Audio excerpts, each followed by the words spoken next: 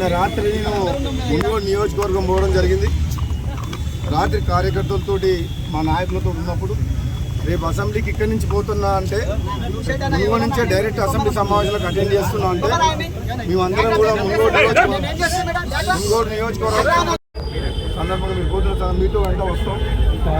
అలాగే అందరం కూడా పోయేటప్పుడు అమరవీరుల స్తూపం దగ్గర జోహార్లో అమరవీరులకు సైకిల్ అని చెప్పేసి అందరం కలిసి అప్పటికప్పుడు అనుకోవడం జరిగింది. నాతో పాటు ఇక్కడికి వచ్చిన నా మిత్రులు, అభిమానులు, మా నాయకులు అందరూ కూడా నా హృదయపూర్వక ధన్యవాదాలు చెప్తున్నాను. ఎందుకంటే తెలంగాణ రాష్ట్రం అనేది ఏర్పడ్డది త్యాగాల పునాదుల మీద.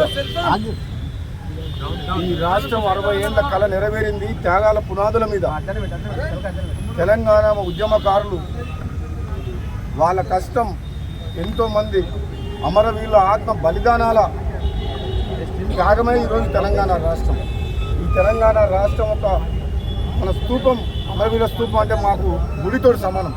ఈరోజు తెలంగాణ రాష్ట్రం కోసం అయితే ప్రాణాలు అర్పించారో అమరవీరులు ఎప్పుడూ ప్రజల గుండెల్లో ఉంటారు సజీవంగా.